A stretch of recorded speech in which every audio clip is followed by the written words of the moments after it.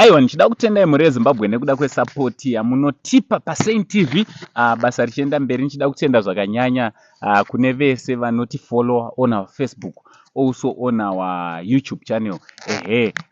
Iyo zvino ndagara nemusikana mudzimai ani muri amai futa. Watinoziva tese, she needs no introduction. One munhu anounganirwa kubva nevana kusvika nechemberi, handiti Chipo Muchegwa. Ndofunga mese munomuziva kuti Chipo, she is an artist, a musician, to be specific. Chipo, you are looking good. Thank you, Uncle Say. Thank you. Uyezve ndafara kukuona zvakare after tumazuva zvishoma. Chitoti unofara here? Ndiri nani.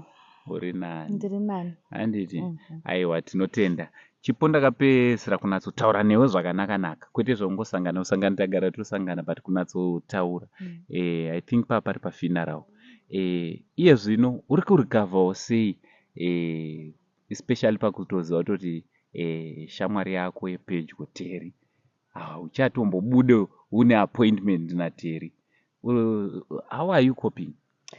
Handisenda hasisati zvanyatsopinda kuti Terry hasisipo zveshuwa.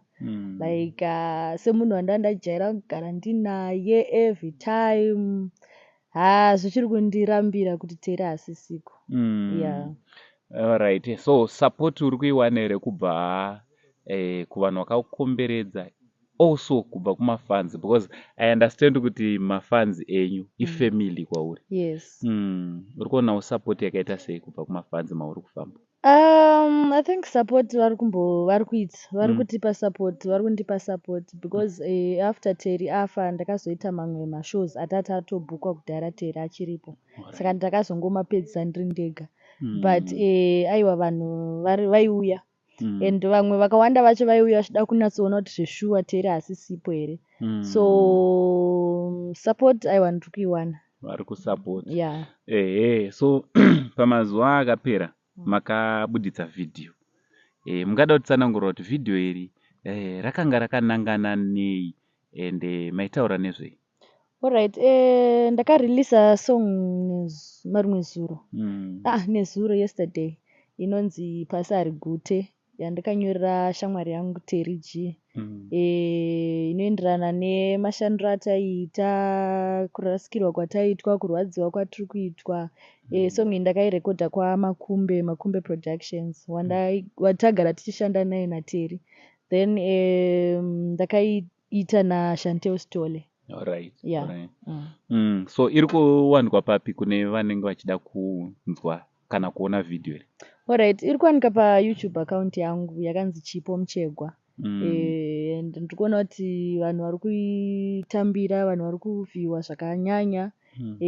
Vamwe vari kutoti tabva tatochema. Neniwo kuiona video handitombokwanisa kana kuipedza kuiona. Iri kuchemedza zvisingaiti. Handiti? Right, muri weZimbabwe kune vese, chekutanga kana usati wasubscriber on Chipo Muchegwa's YouTube channel, uchibva panapa, uchangobva panapa, chekutanga tanga wanosubscribe paYouTube channel yakanzi Chipo Muchegwa, ndo ino iri panapa, ndo YouTube channel yake. Also hande tinovhiewa kutanga video riri kutotaurwa naChipo iri, tobva tanovhiewa futi mamwe masongs akaitwa naChipo akaitwa naTerry. Indine kaTerry kandiri kufarira mazuva ano. Kerege so. Munoziva pane zvimwe zvoti munhu asisipo ndo pamotanga uzonatsonzwa kuti mukomana aiva neunyanzva. Aiwa, I wish you all the best Chipo. Ramba uchipfuurira mberi nemusic. Manje uchawana here rimwe collab? Are you open for ma collab? Especially after... but apa ndoda kumboita music yangu, like ndoda kumbofocasa naChipo Muchegwa. Alright. Kuti vanhu vaone kuti I can still do it ndiri ndega. Alright. Makolabho ndichazoita hangu pamberi apa, but izvezvi ndoda kumbofocasa naChipo Muchegwa. Muchegwa brand. Yes. Alright. And also ma adverts Munoitira here vanhu maadvert? Tinoita zvese tinoita. Zvoti munokwanisa kutoimbira vanhu tumasong twemaproducts avo? Yes, tinoita. NaTerry takatomboita twakawanda, izvezvi ndondega tinoita zvese. Munotorova.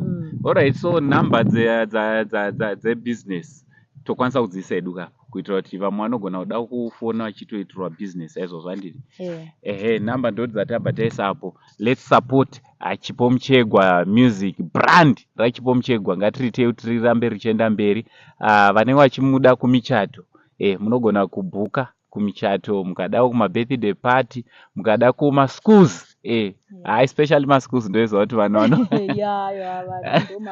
ndo mafans.